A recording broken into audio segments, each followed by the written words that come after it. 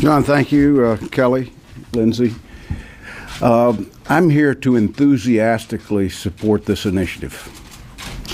I think it's safe to say that the detainees that are the subject of release today are either dangerous or the most dangerous that have existed at that facility.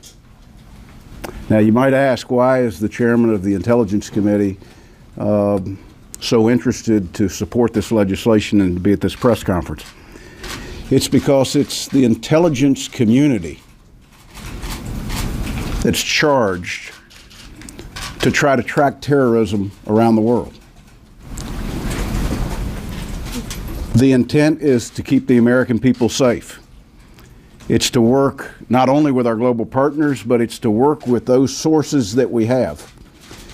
And as we can all see in Paris, as you glean information from a terrorist act, our ability to take that information that we learn. Where did they go? Who did they meet with?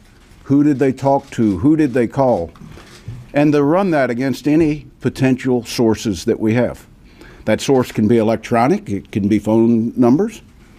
That source can also be individuals that we currently have detained.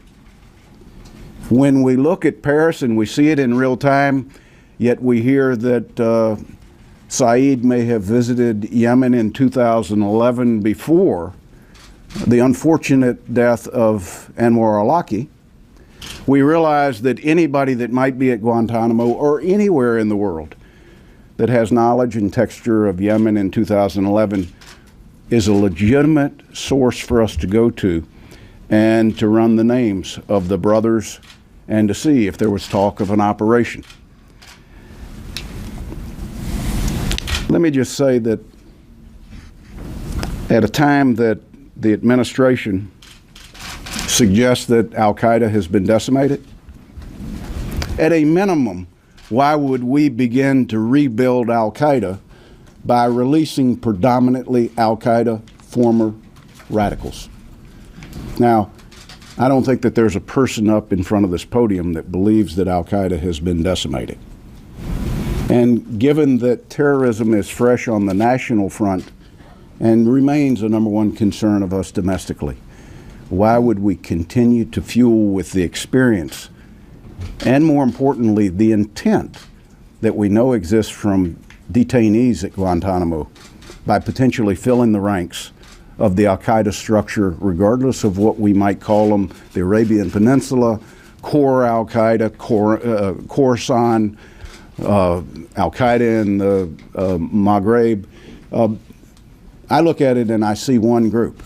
They're terrorists.